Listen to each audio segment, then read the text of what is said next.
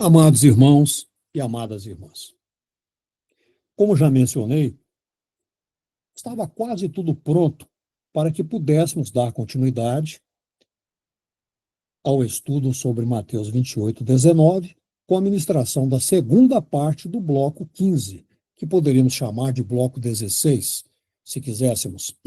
Entretanto, fui impulsionado a alterar os planos. No bojo de estudos bíblicos que venho desenvolvendo, fui atingido por uma faísca inspiradora que me aguçou a ansiedade apostólica pela chegada de nosso Senhor Yeshua HaMashiach. E desde então, uma pergunta não me saiu mais da mente. Quando o Mashiach, rei, retornará? É possível? Essa pergunta vem ecoando na minha cabeça. É possível estabelecermos uma data para esse que será o maior evento da história da humanidade? Depois de intenso e extenso empenho em pesquisa bíblica, a partir de um shiur inspirado, preletado por um rabino, peguei algumas constatações extremamente esclarecedoras sobre essa questão. E com alegria que não consigo aquilatar, incontrolável, fervoroso, contrito estremecimento, digo-lhes que as Escrituras Sagradas nos fornecem subsídios claros e firmes, que sinalizam de maneira sólida, embora não possamos fechar questão, o ano e o dia dessa bendita e gloriosa chegada. Ficaram impactados e impactadas? Então venham comigo. Vamos fazer uma viagem sublime, sem pressa, pelos textos santos, nos quais podemos encontrar tão esplendorosa revelação. Inicialmente, convido vocês a lerem comigo Oséias 4:6. Diz Iá: meu povo é destruído por falta de conhecimento. Uma vez que rejeitaste o conhecimento, também eu te rejeitarei, para que não sejas sacerdote diante de mim. E visto que te esqueceste da lei do teu Deus, também eu me esquecerei de teus filhos. De Oséias pularemos para Amós. Amós 3:7. Certamente, o soberano Senhor Iá não fará coisa alguma sem primeiro revelar seu segredo aos seus servos, os profetas. Agora, vamos conversar com Jeremias, no seu capítulo 29, versos 12 e 13. Então, invocar-me-eis, passareis a orar a mim, e ouvir-vos-ei. Buscar-me-eis e me achareis. Quando me buscardes de todo o vosso coração. Na verdade, a melhor tradução para essa parte final da frase é: quando me buscardes de todo o vosso ser. Agora, para não dizerem que estamos apenas no Tanar, viajemos até a Brit Hadashah, ou Novo Testamento, se assim o preferirem, até Mateus 7:7. Vamos ouvir o Mashiach. Ele disse, com toda a autoridade que lhe foi conferida, sem medida, pelo soberano Deus: pedi e dar-se-vos-á. Buscai e achareis. Batei e abrir-se-vos-á. Isso está também em Lucas 11:9, praticamente com a mesma redação. Agora, conversemos sobre cada uma dessas passagens, na mesma ordem. Primeiro, Oséias 4:6. Que falta de conhecimento está sendo aludida pelo Altíssimo Deus neste verso? Conhecimento de agricultura, de escrita da língua hebraica, de geografia, de pastoreio? Não.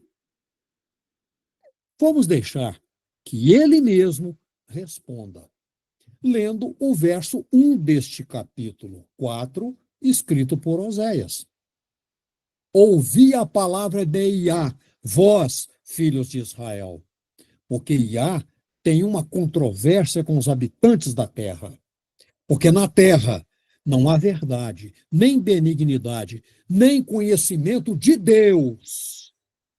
Ou seja, o soberano Iá aponta que seu povo não se tem dedicado a conhecê-lo como deveria, e por isso afastara-se dele.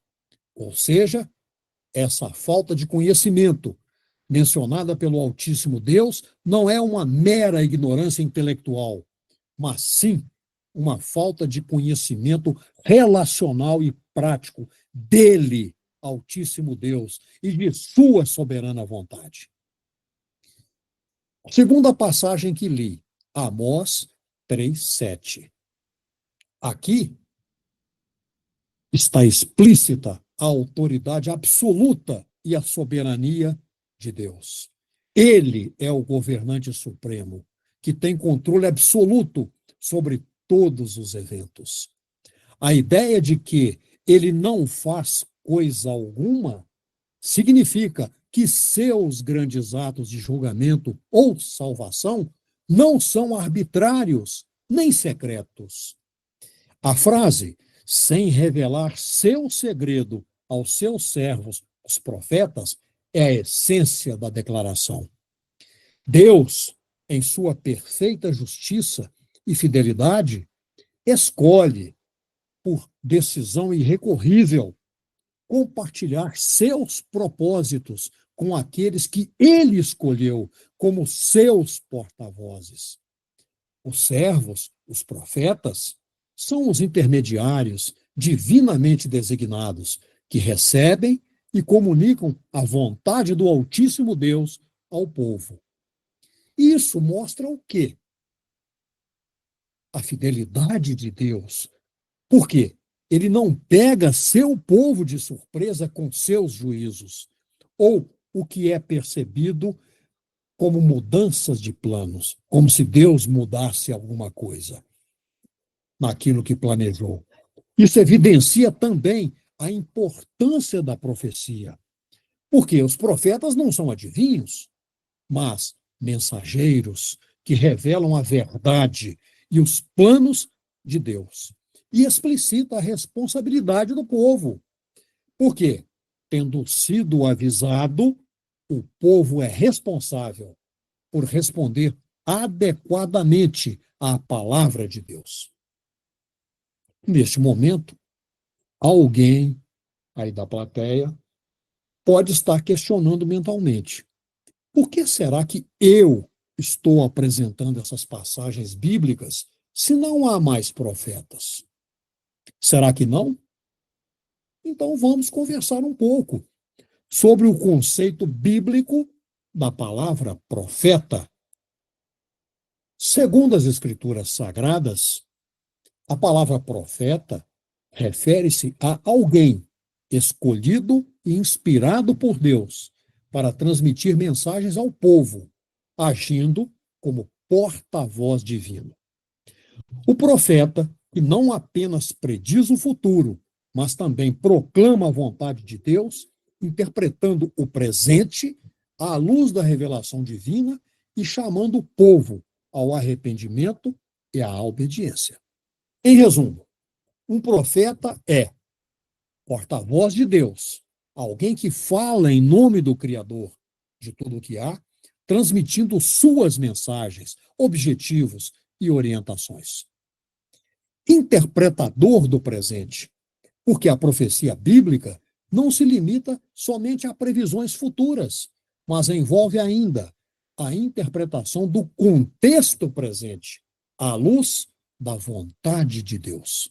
É também um chamado à obediência, porque os profetas, frequentemente, exortam o povo a abandonar o pecado e a seguir os mandamentos divinos. E é também um anúncio de esperança. Em meio a dificuldades e sofrimentos, os profetas também trazem mensagens de esperança e restauração. Amados irmãos e amadas irmãs, pergunto-lhes qual é o povo de Deus na atualidade. Presumo que a resposta de vocês foi unânime, uníssona.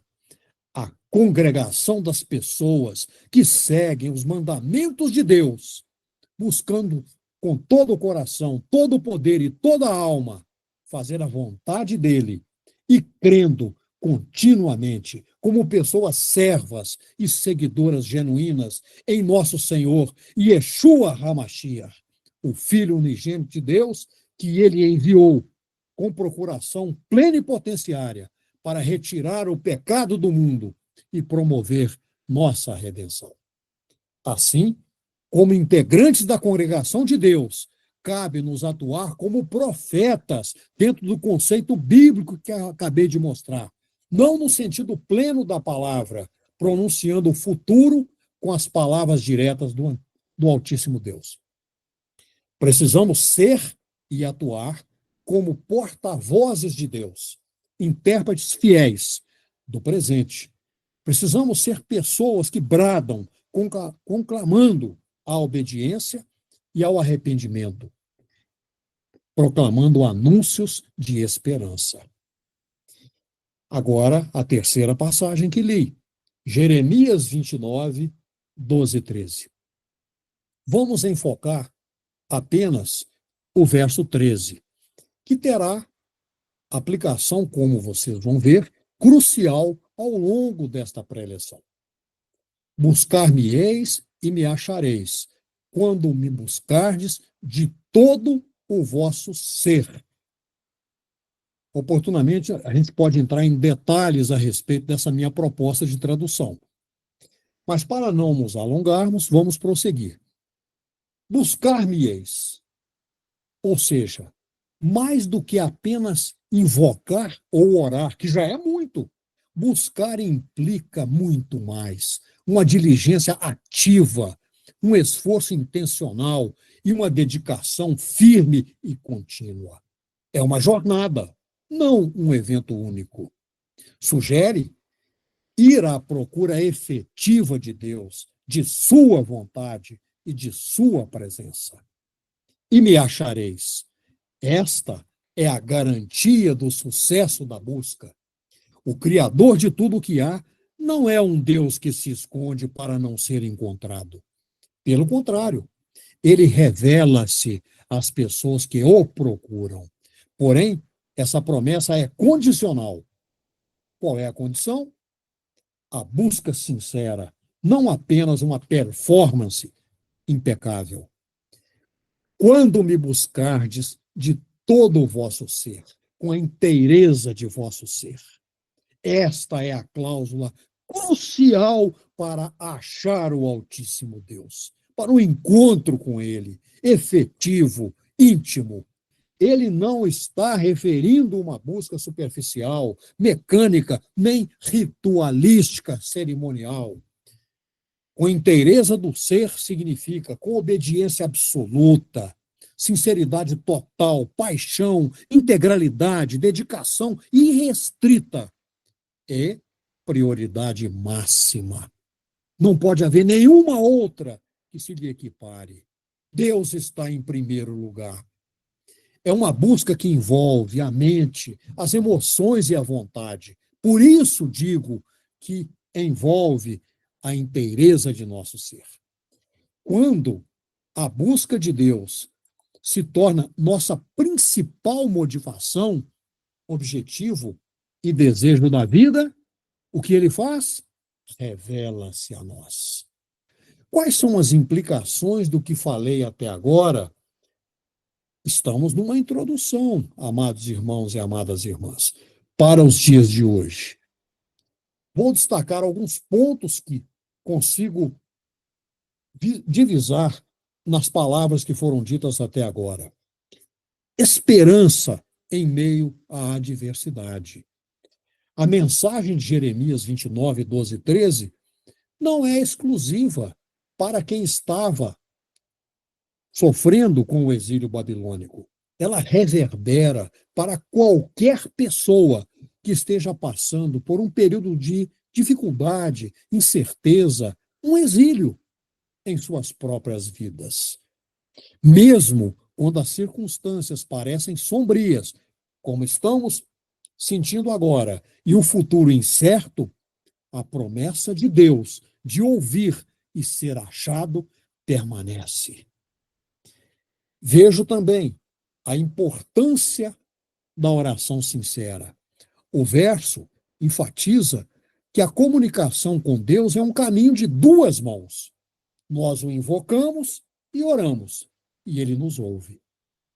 Mas a qualidade da oração importa.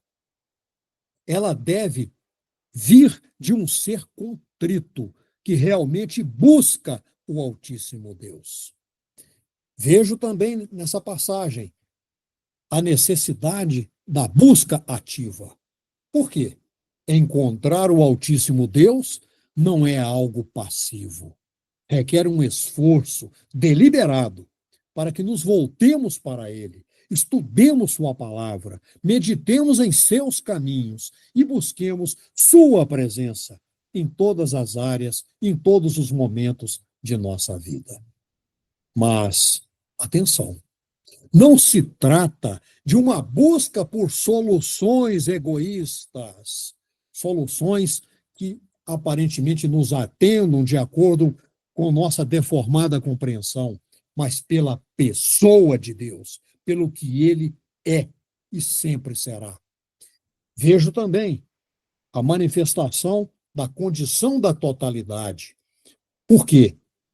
Todo coração, que eu entendo que deveria ser traduzido como inteireza do ser, é um alerta de que o Altíssimo Deus deseja um relacionamento autêntico e profundo, não uma devoção dividida.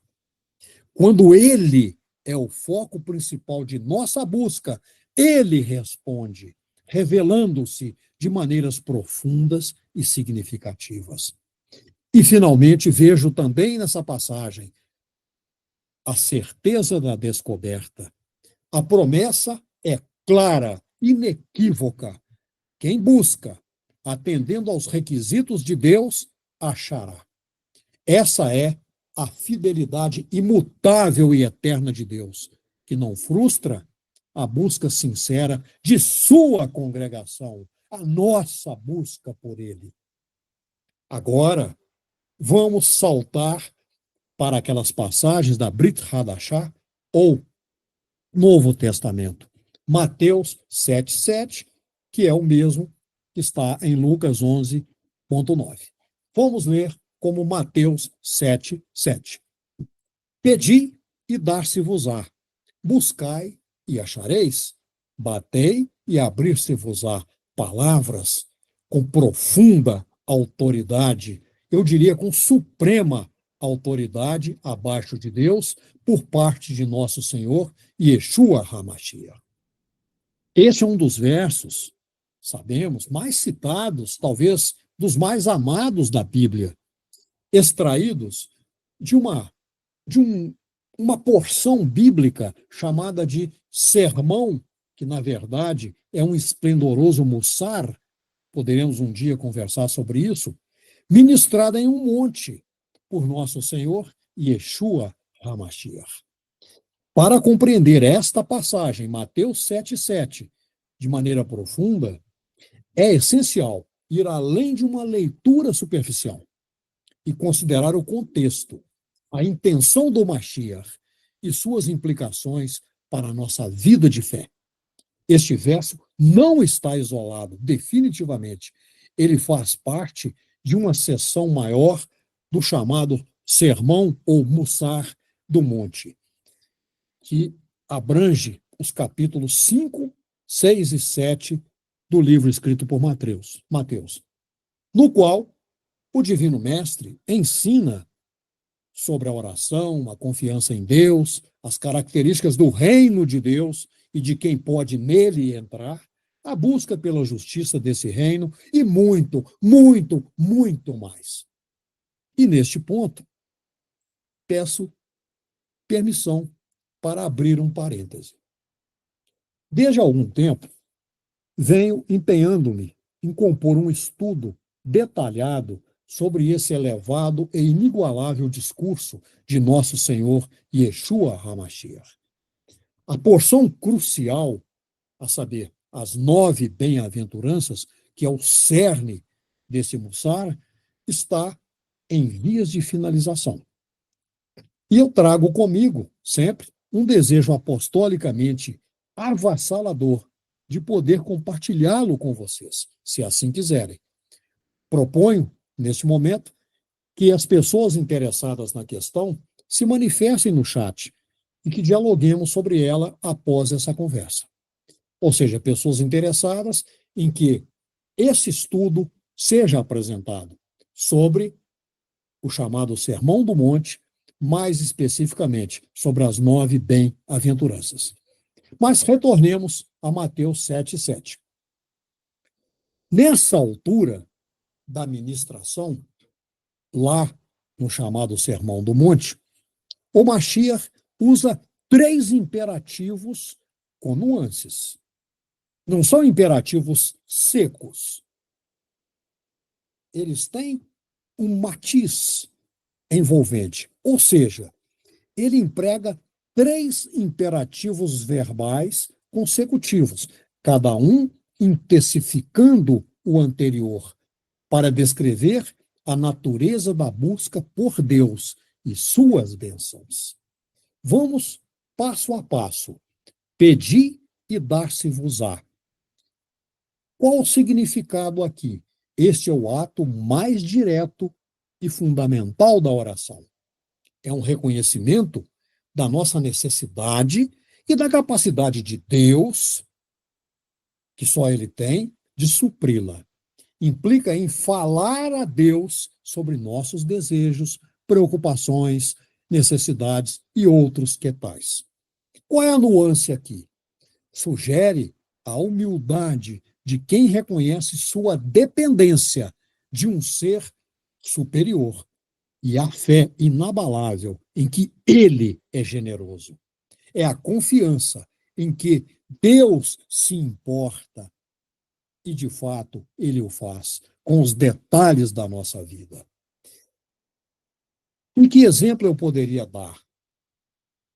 Uma criança que pede algo ao pai ou à mãe com a expectativa de que ele ou ela a ouça e, se for algo bom, a conceda. A segunda parte, buscai e achareis.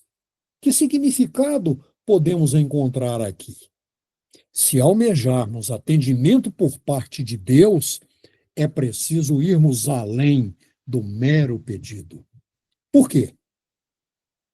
Buscar abrange e exige diligência, investigação, persistência e esforço. Não se trata de pedirmos por algo que caia em nosso colo, mas procurarmos ativamente por aquilo que desejamos, especialmente em relação à vontade de Deus, à sua sabedoria ou à sua própria presença. Que nuance está presente aqui? Essa palavra é usada frequentemente no contexto de buscar a Deus, sua justiça e seu reino. Significa dedicar tempo e energia para descobrir as verdades divinas e a direção para a nossa vida.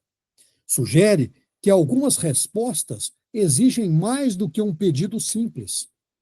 Exigem uma verdadeira jornada de descoberta.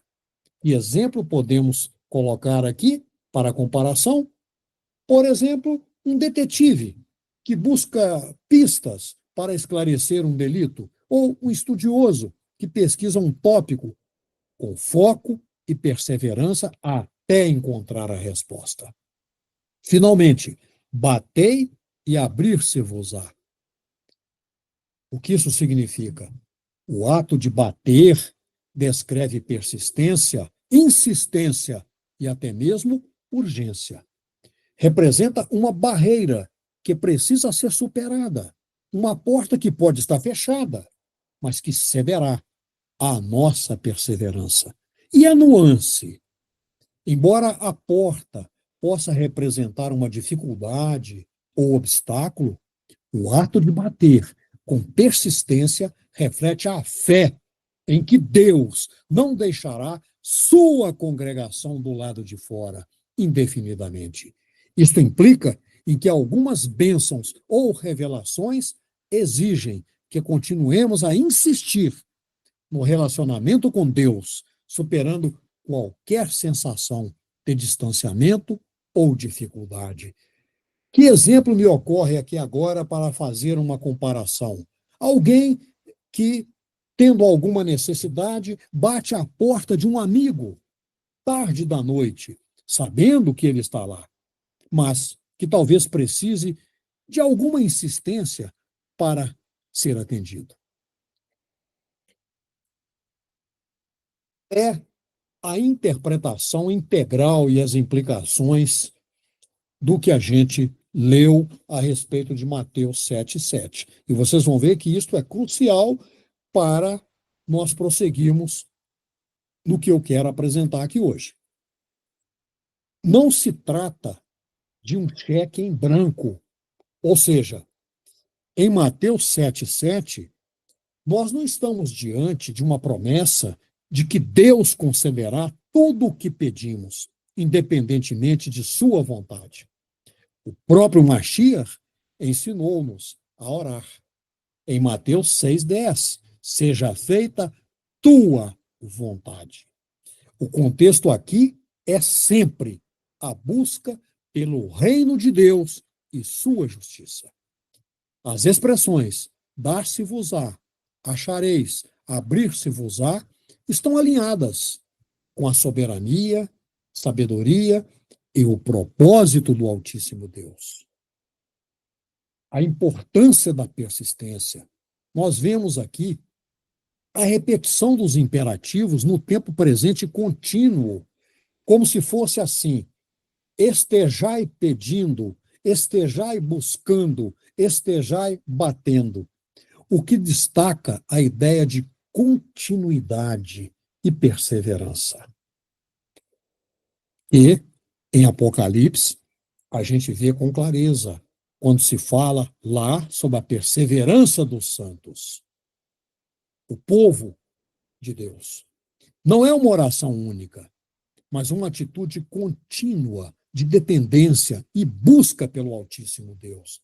E também encontramos aqui o Pai generoso, porque esse verso é sustentado por uma verdade. O Altíssimo Deus é um Pai amoroso e generoso, que deseja dar coisas boas aos seus filhos e suas filhas. Mateus 7,11. Em suma, de modo bem resumido, para encerrar essa pequena introdução e seguirmos adiante, temos em Mateus 7,7 um convite e uma promessa divinos. Um convite à oração persistente e à busca diligente por Deus e seus caminhos. E uma promessa que eu vejo como garantia de que Ele, em sua infinita bondade e sabedoria, responderá, revelará e abrirá caminhos para as pessoas que verdadeiramente o procuram. Trata-se de um encorajamento à fé ativa e perseverante. Amados irmãos e amadas irmãs, a esta altura, até entendo, vocês podem estar pensando que me distanciei do tema desta apresentação. Afinal, onde estão as tais evidências bíblicas que nos permitem visualizar o ano e o dia do glorioso retorno de nosso Senhor Yeshua HaMashiach, o Rei dos Reis? Não se inquietem, pois tudo o que foi dito até agora deve ser entendido como introdução, mas absolutamente necessário. buscai e achareis. Essa frase imperativa, enfática do Mashiach tomou conta de mim. Sempre havia tomado, mas nos últimos dias ficou incontrolável. Guiando-me por ela, iniciei um processo de esquadrinhamento das Escrituras, procurando entender os sinais que ele, Mashiach, mencionou que haveria no final dos tempos a respeito de sua volta. Vejamos o que foi encontrado.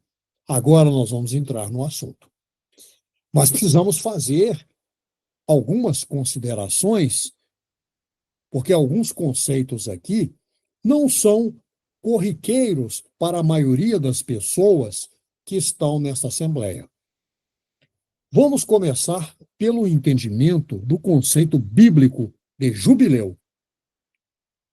Muito resumidamente, porque se fôssemos falar aqui de jubileu, isso requeriria um estudo exclusivo. É um ano sagrado que ocorria, na verdade ocorre, a cada 50 anos, o qual era e continua sendo promovida a liberdade de escravos, a restituição de terras e o descanso da terra, servindo como um lembrete, e que lembrete, do senhorio absoluto de Deus, sua justiça e sua misericórdia para com seu povo.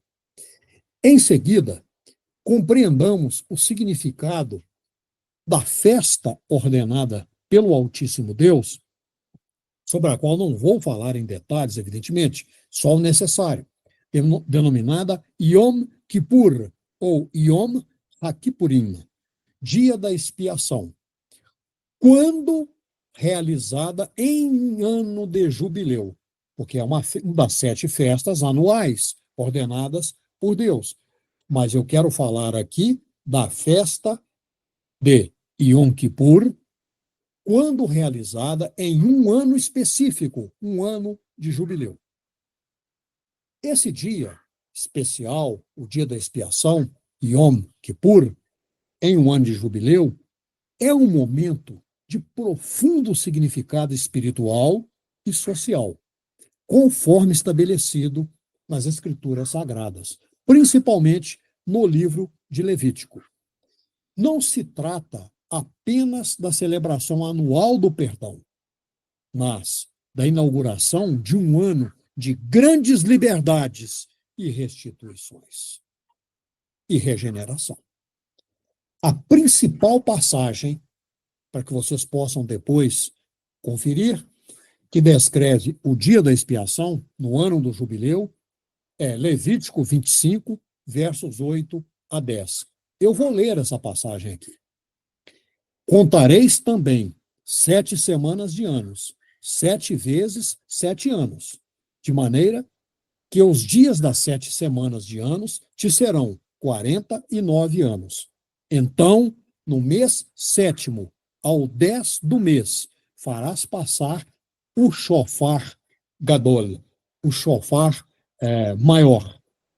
No dia da expiação, farei soar o grande shofar por toda a vossa terra. E santificareis o ano 50º, e proclamareis liberdade na terra e todos os seus habitantes. Ano de jubileu será para vós, e tornareis cada um à sua possessão, e cada um à sua família. Então, no ano do jubileu, o dia da expiação, 10º dia do 7º mês do calendário judaico, o mês de Tishrei, mantém suas características essenciais de perdão e expiação. Mas, no ano do jubileu, esse dia adquire uma dimensão adicional e única. Como já disse, não me aterei aos detalhes inerentes à festa em si, mas aos aspectos relacionados com o tema de nossa conversa de hoje. O que devemos relevar nesse dia tão diferente, tão exclusivo? Vários aspectos. O primeiro, o toque universal do shofar. Se quiser entender trombeta, Perfeitamente. Embora shofar seja muito mais do que uma trombeta. A grande diferença no Yom Kippur, de um ano de jubileu, é o mandamento de fazer soar o shofar, aquela trombeta, né, de chifre de carneiro, por toda a terra. O nome jubileu, só para vocês registrarem, deriva da palavra hebraica yovel, que se refere ao toque desse shofar. Outra característica desse dia, a proclamação da liberdade. Esse toque não é apenas um anúncio sonoro, mas uma proclamação oficial de liberdade. É o sinal para o início das libertações e restituições que caracterizam o ano do jubileu. Contém também o registro para a libertação de escravos.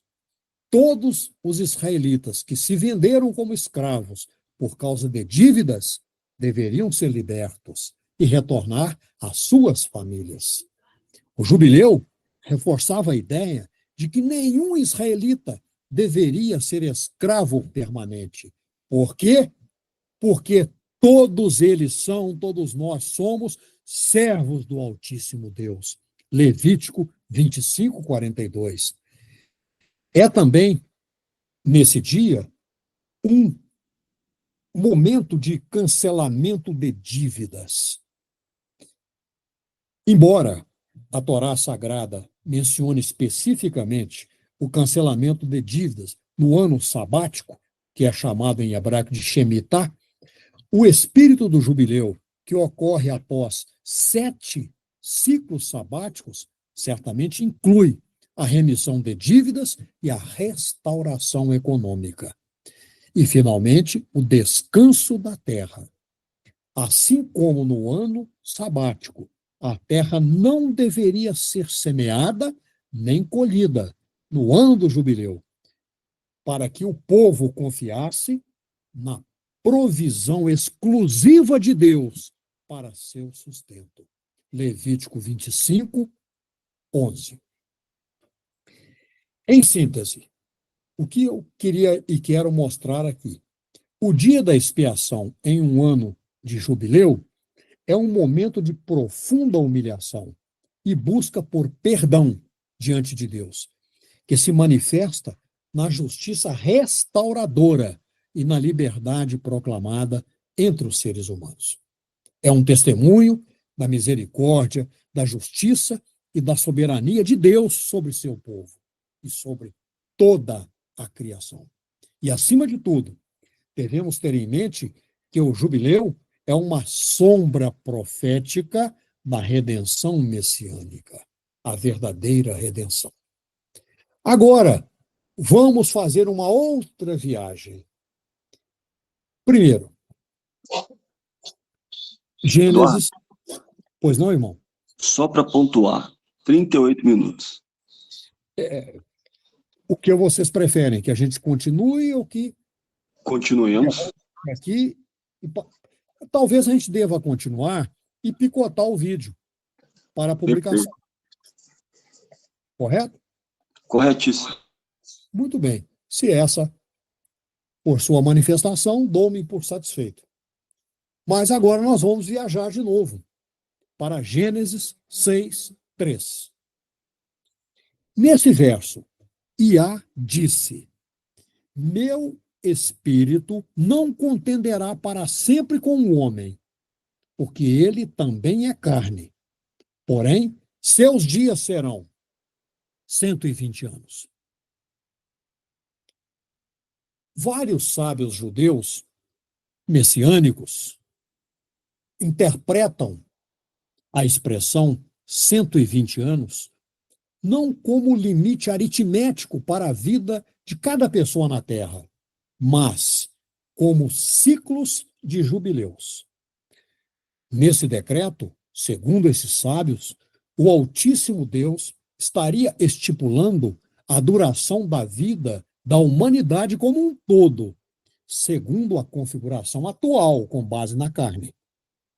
Dentro do entendimento dessas pessoas inspiradas, profundos estudiosos da palavra de Deus, a humanidade, tal qual a conhecemos e integramos, permanecerá nesta terra por 120 jubileus, ou 120 ciclos de 50 anos. Terminado o 120º ciclo, ou seja, 6.000 anos, entra-se no 7º milênio, que é o Shabat da Terra, o reino do Mashiach, o descanso da Terra. Acompanhem comigo. Com muita atenção, por favor. Nos primeiros 40 jubileus, temos um grande acontecimento que foi o chamamento de Abraão, que ocorreu por volta de 2.000 anos depois de Adão. Abraão nasceu em 1948 e foi chamado quando contava 75 anos. 40 jubileus após Abraão, nasce Yeshua HaMashiach. Temos aí 80 jubileus decorridos entre Adão e Yeshua. Ele, o Mashiach, foi ascendido aos céus e lá ficará oculto até que se complete outro ciclo de 40 jubileus. Ou seja, somando esses 3 grandes ciclos, nós obtemos 120 jubileus. Yeshua HaMashiach, nosso Senhor, é o remidor da terra, de Israel e da humanidade. No livro de Ruth, que sugiro que vocês leiam, de preferência neste Shabat, é um livro pequeno, maravilhoso, extremamente valioso, encontramos que a mulher viúva e sua terra devem ser redimidas pelo parente mais próximo, que atuará como um redentor, em hebraico, Goel. Essa é uma maravilhosa e precisa prefiguração do Mashiach vindouro, a grande realidade. Nosso Senhor Yeshua, na qualidade de legítimo e único redentor, tem direito à herança de seu pai, mas somente o exercerá no tempo determinado pela Torá Sagrada, que os sábios intitulam Jubileu Escatológico, cujas características são: o Mashiach será investido na posse da terra, os usurpadores serão removidos, simplesmente expulsos ou exterminados, a terra será redimida e o reino messiânico de justiça e paz será instaurado. Lembremos-nos de que nosso Senhor Yeshua sempre se declarou filho do homem. Com essa frase, ele, na verdade, estava afirmando ter legitimidade como redentor para fazer a remissão da terra, porque ele é o proprietário a quem Deus concedeu no tempo profético determinado. Mas onde podemos confirmar essa realidade? Vamos ler 2 passagens aqui. Primeira, Jeremias, de novo, conosco, 23:5. O Mashiach é filho de Davi, da tribo de Yehudá, conforme profecias. Eis que vem dias, diz Iá, em que levantarei a Davi um renovo, e ele reinará como rei. Daniel 7,14. A ti foi dado domínio, glória e reino, para que todos os povos, nações e línguas te sirvam. Teu domínio é eterno. Ou seja, o Filho do Homem, Yeshua HaMashiach, recebe domínio universal. E esse é um claro paralelo, que é uma sombra, com o direito legal de posse da terra e dos reinos. Parêntese. Recomendo também leitura atenta da parábola referente ao dono da vinha, que está em Mateus 21, principalmente a partir do verso 37. Essa parábola refere-se à identidade de Yeshua como sendo o filho enviado, o herdeiro legítimo da vinha, que nesta ministração, lá que ele ministrou, simboliza Israel e a própria terra como um todo. Vamos agora dar um salto para Apocalipse, o livro do Apocalipse. 5:5. Primeiro, que estabelece a legitimidade incontestável do Mashiach como cordeiro, mas leão da tribo de Judá, o único digno de quebrar os selos. Está escrito: não chores, eis aqui o leão da tribo de Judá, a raiz de Davi, que venceu para abrir o livro e desatar seus 7 selos. E mais à frente, versos 9 e 10. Tu és digno, porque foste morto, e com teu sangue compraste para Deus homens, e para nosso Deus os fizeste reis e sacerdotes, e reinarão sobre a terra. Pergunto a vocês, amados irmãos e amadas irmãs, o que depreendemos dessas passagens? A morte do Mashiach não apenas redimiu almas, mas também resgatou a herança que havia sido corrompida. Ele é o único com mérito espiritual e legal para reaver a terra para a humanidade. E ele é o Filho do homem. E ele é o Goel, o Redentor com direito de sangue, e o Rei coroado com autoridade. Portanto, o Mashiach é o legítimo dono da terra. Ele é o Ben Adam, o último Adão, sem pecado, que cumpre o propósito original. Ele é o Goel, parente e redentor, que compra de volta a herança perdida. E ele é também Ben Davi, herdeiro real do trono e da terra de Israel. E é o Cordeiro imolado, que com seu sangue selou esse direito à redenção. Vamos voltar agora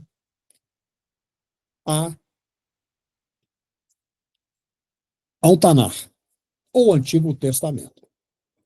Uma passagem que está em Levítico 25:9, que fala do shofar Hagadol, o grande shofar. Então tocarás shofar no 7º mês, no dia 10 do mês, e Yom Kippur, no dia da expiação, fareis passar o shofar por toda a vossa terra. E observemos, não é um simples toque, é o grande toque, o sumo toque. É isso que significa a palavra Gadol, o grande shofar. Ele marca o perdão, como já falei, mas estou repetindo, a libertação dos escravos, a devolução da herança a cada israelita.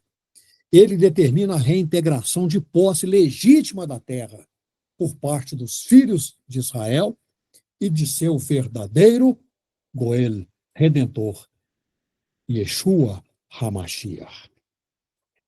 Esta, amados irmãos e amadas irmãs, é a última trombeta que está atrelada à volta do Mashiach e é mencionada por Paulo em 1 Coríntios 15, 51 e 52, que vou ler.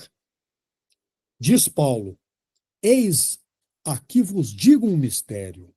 Nem todos dormiremos, mas todos seremos transformados, no momento, no abrir e fechar de olhos, ao som da última trombeta. Pois a trombeta soará, e os mortos serão ressuscitados, incorruptíveis. E também devemos lembrar 1 Tessalonicenses 4,16, porque está conectado. Diz Paulo: porque o próprio Senhor, com voz de comando, com voz de arcanjo e com o chofar de Deus descerá dos céus, e os mortos no Mashiach serão ressuscitados primeiro. A última trombeta aqui é claramente ligada à ressurreição dos mortos, que na tradição judaica messiânica é esperada para o fim do Yom Kippur, do jubileu. A grande questão é, se soubermos quando essa trombeta irá soar, teremos vislumbrado a data da chegada esplendorosa, majestosa, indescritível de nosso Senhor Yeshua HaMashiach, vindo agora como Rei dos Reis. Essas evidências todas que mencionei aqui hoje consolidam o entendimento de que o Mashiach retornará no dia 10 do 7º mês do jubileu de número 120 da história da humanidade após a queda de Adão. Em sua primeira vinda, o Mashiach veio para celebrar Pêssar, pães ázimos, para apresentar-se como as primícias dos que dormem e para enviar o Espírito do Santo, Aruach HaKodesh, a todas as pessoas que nele creem, completando a festa de Shavuot, que a gente entendia antes como Pentecostes, que é a interiorização dos mandamentos da Sagrada Torá no coração das pessoas verdadeiramente crentes. Em seu glorioso retorno, temos as festas de outono.